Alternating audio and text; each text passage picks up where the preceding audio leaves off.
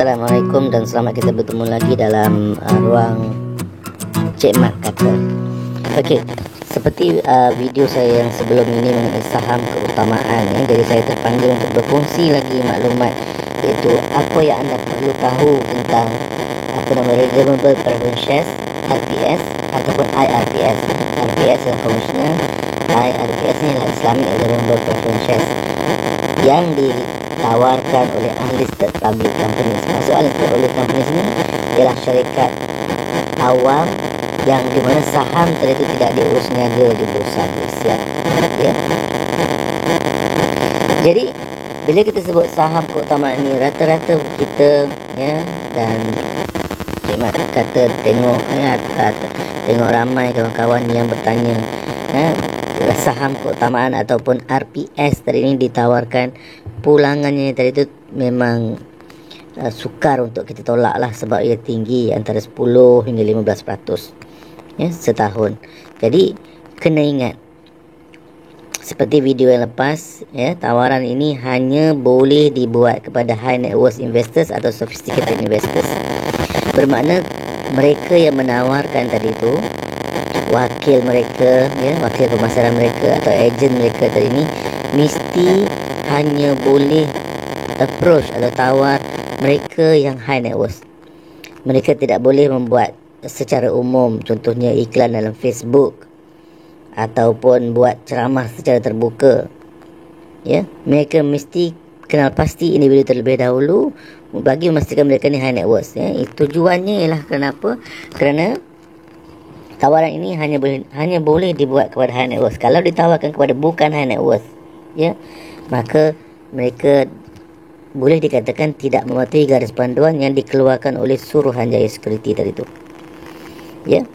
Dan high net worth tadi itu ya, secara amnya dalam video pun dulu pun dah ada cerita high net worth. Kalau tengok pendapatan misalnya 300 atau 400 ribu setahun dan net asset antara 3 juta 4 juta ke atas lah ya, tidak termasuk kediaman yang mereka duduki tadi tu. Jadi kenapa perlu high net worth ni? Kerana apa? High net worth investor ni mempunyai tahap kemampuan keuangan yang sesuai, sebab pelaburan ni mempunyai risiko yang tinggi. Kita kena tahu saham keutamaan ni memang berbeza dengan saham biasa ya.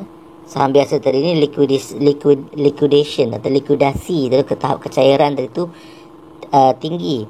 Tapi saham keutamaan ni, kalau rata-rata kita yang dah berpengalaman tadi tu tengok dia ditawarkan dan dia akan di-lock atau dikunci selama 3 tahun 4 tahun, bergantung kepada kontrak tadi tu. Dan jika sekiranya kita nak lupuskan saham tadi tu ya, kita mungkin dikenakan fee sebab premature, dia belum matang. Jadi kita kena jelas ya. Dan high net worth investor juga ialah kerana mereka mampu untuk memahami risiko tawaran ini dan membuat keputusan berdasarkan pada maklumat yang ada. Kerana mereka ni kita katakan sebagai knowledgeable lah ya, ataupun kalau mereka tidak knowledgeable pun mereka mempunyai tahap kewangan di mana mereka mampu untuk mendapatkan manfaat profesional. Jadi tujuan ni kenapa tidak boleh diberi kepada bukan high net worth ialah untuk melindungi pelabur bukan high net worth tadi tu ya. Kerana tahap kemampuan untuk memahami ataupun mempunyai maklumat atau menilai ataupun membuat assessment sama ada nak melabur tak melabur tadi tu, mungkin mereka tak dapat capai ya. Dan juga mereka mungkin tidak mampu untuk menanggung risiko. Kerana apa? Kerana pelaburan RPS ini mempunyai risiko yang berbeza berbanding dengan pelaburan-pelaburan lain. Contohnya kalau macam saham ordinary atau saham biasa boleh lupus bila-bila masa sahaja. Itu contohlah ya. Jadi beberapa poin yang Cik Mat nak cerita ya. Kadang-kadang bila kita ditawarkan saham tadi tu, mereka akan kata jangan bimbang, information memorandum di-lodge atau didaftar dengan SC. Kita kena ingat, ia didaftarkan bagi tujuan rekod SC semata-mata. SC tidak meluluskan ataupun tidak melihat konten ataupun tidak vet konten information memorandum. Kerana information memorandum ni dia hanya boleh kerana fundraising seumpama ini hanya boleh ditawarkan kepada high net worth, dan jika sekiranya didapati mereka ni menawarkan kepada bukan high net worth atau pelabur runcit, maka mereka telah tidak mematuhi garis panduan yang dikeluarkan oleh SC.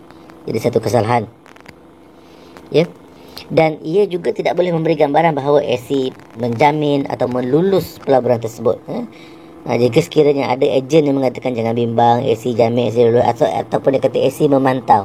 Jadi kita kena faham maksud memantau dia tu apa. Sebab apa? Sebab dia di the lodgement information ni hanya rekod semata-mata, dan kalau kita kata SC memantau tu, itu mungkin agak tidak tepat. Ya. Sebab SC hanya ambil information ni sebagai rekod, dan given that mereka hanya boleh menawarkan kepada high net worth, dan mereka mesti mematuhi garis panduan yang telah ada. Ni dia ada guideline tadi tu. Itu yang pertama. Dan ada juga ejen yang mengatakan pelaburan ni patuh syariah, jangan bimbang. Patuh syariah dengan risiko pelaburan itu dua benda berbeza. Ya, pelaburan tersebut mungkin patuh syariah, tetapi ia sememangnya akan terdedah dengan risiko perniagaan tersebut. Ya. Sebab setiap pelaburan tadi tu atau setiap perniagaan tadi tu mempunyai risiko tersendiri. Ya. Dan ada juga mengatakan jangan bimbang, penasihat syariah kami berdaftar dengan SC. Okey, betul. Mungkin penasihat syariah mereka tu berdaftar dengan SC, tetapi ia tidak boleh diinterpretasi sebagai SC memantau pelaburan tersebut. Ia hanyalah memastikan proses yang dilakukan dalam transaksi mereka tadi tu patuh syariah. Aktiviti mereka patuh syariah. Tapi kena ingat, macam saya katakan tadi tu, pelaburan tetap ada risiko. Patuh syariah, tak patuh syariah pun tetap ada risiko. Kena ingat. Dan ada juga mengatakan jangan bimbang transaksi melalui Bursa Malaysia, syariah platform katanya. Dan selalu kalau kita tengok, kita cuba faham balik, memang ada satu platform yang dikenali sebagai Bursa Suk Asila. Ya, di bawah Bursa Islamic Securities. Jadi kita kena faham, ia hanyalah proses untuk menjadikan transaksi kewangan tersebut patuh syariah. Dengan cara macam mana? Instead of proses duit berlaku pergi dari A, B pada B, B pada B, lepas tu B pulang balik pada A, mana duit saja, pergerakan duit itu, dengan cara bila dalam platform Bursa Suk Asila ni ada komoditi, maknanya memberi gambaran kontrak bahawa orang ni sejumlah wang dia beri untuk beli komoditi, lepas tu komoditi tadi tu ditebus gadai balik dan dapat wang balik. Jadi maknanya ia untuk dijadikan transaksi itu patuh syariah, dan ia tidak boleh digambarkan sebagai pelaburan tersebut diurus melalui Bursa Malaysia. Tidak boleh ada misrepresentation. Jadi kita kena faham. Ya.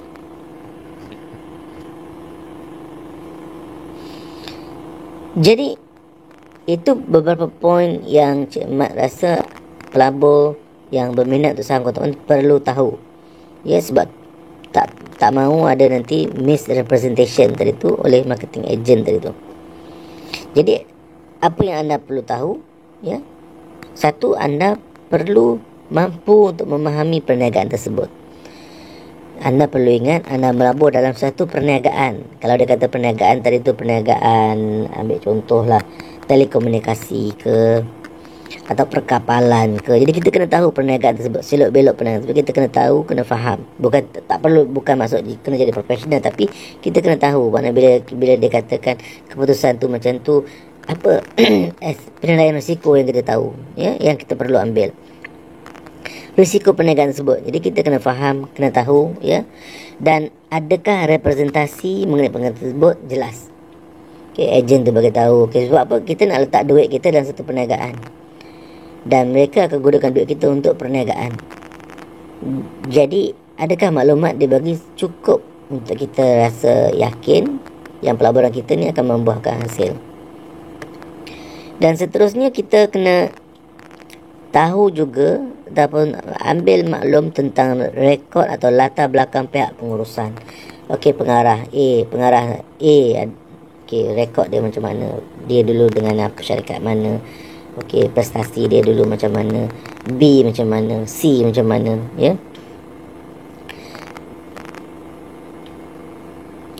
Dan juga kita kena tahu juga, selain itu ni cik nak tambah lagi, siapakah pemegang saham majoriti sekarang dalam syarikat tersebut. Sebab apa? Sebab pemegang saham majoriti juga boleh mempengaruhi sebarang keputusan syarikat tersebut. Ya, jadi kita tak nak kita mempunyai apa nama ni, keinginan supaya syarikat ni, aspirasi kita macam ni, tetapi kita terpaksa ikut sebab majoriti nak macam tu. Jadi kita kena tahu latar belakang dia, adakah kita mempunyai aspirasi yang sama dengan mereka, ya. Dan rekod silam syarikat, kita kena tahu prestasi lampau mereka, rekod mereka, ya. Tetapi kena ingat, jika sekiranya prestasi lampau tadi tu bagus, ya, ia tidak semestinya mencerminkan prestasi akan datang ataupun prestasi semasa, ya. Sebab apa? Keadaan persekitaran boleh mempengaruhi suatu perniagaan tadi tu, ya. Mungkin sebab ada perniagaan yang mungkin 10 tahun sudah memang berdaya maju, berdaya saing. Contohnya teknologi 3G, 4G, sekarang dah 5G apa semua. So kalau mereka masih lagi tidak boleh berubah, maka perniagaan itu mungkin tidak mampu berdaya saing lah, ya. Dan dapatkan maklumat dan buat keputusan sendiri. Maklumat yang kita dapat ni bukan disogok oleh marketing agent, ya. Kita juga dapatkan, ya, maklumat secara independen, ya. Sebab apa? Sebab kadang-kadang bila bagi maklumat yang dia beri, mereka akan bagi maklumat yang nampak menyokong mereka. Tetapi kita boleh ambil maklumat tadi tu, buat perbandingan sendiri, buat cross reference sendiri, dan buat keputusan sendiri, ya. Jangan kita didesak untuk buat keputusan, ya. Okey. Dari dalam konteks ini, anda perlu meletakkan diri anda sebagai pemberi hutang. Memang anda saham keutamaan ni, anda bukan pemegang saham biasa. Okey, anda pemegang saham dan juga sebahagian daripada anda merupakan pemberi hutang atau creditors. Jadi proses yang anda perlu buat sama seperti pegawai bank lakukan dalam memproses permohonan pinjaman lah. Katalah anda nak buat pinjaman peribadi. Okey.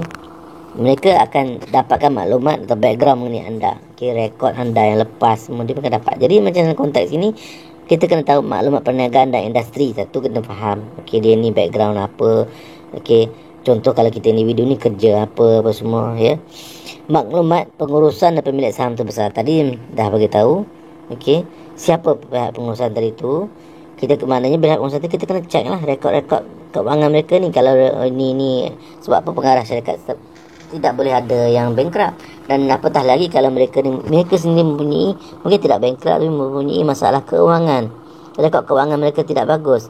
Jadi kita tak nak orang yang mempunyai rekod yang tidak bagus ini untuk menguruskan wang kita, ya. Dan juga pemilik saham terbesar tu kita kena tahu siapa mereka, background mereka macam mana, rekod mereka macam mana, ya. Dan kita juga kena tahu kegunaan wang yang kita beri tu untuk apa. Sebab dalam information memorandum dia ada kegunaan proceed, mana the fundraising is for what purpose, ya. Dia ada kat situ.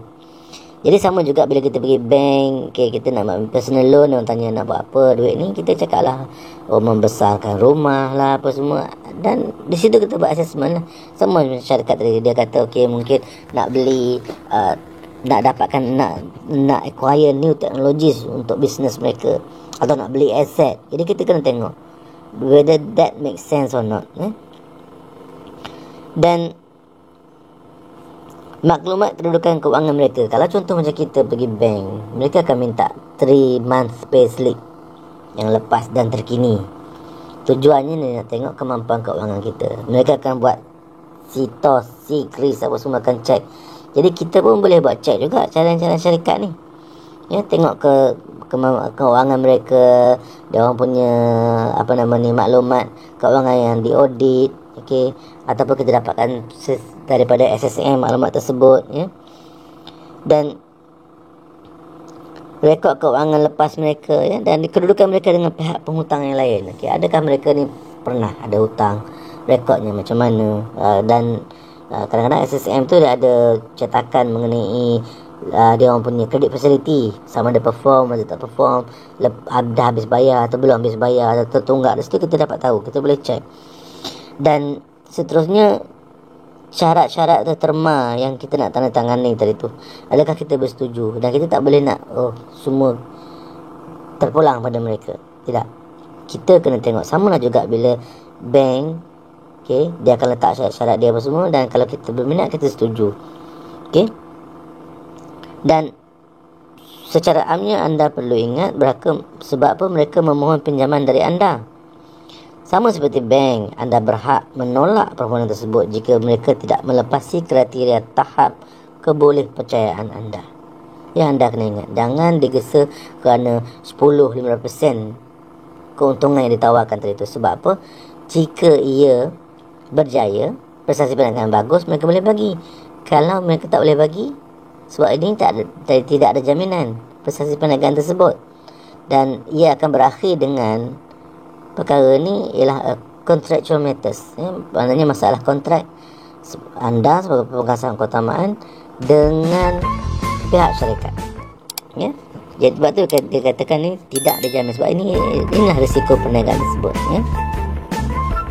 Okey, berakhir sekali, tanya pihak berwajib bagaimana nasihat profesional sebelum anda melampau. Ingat, tinggi pulangan, tinggi risikonya.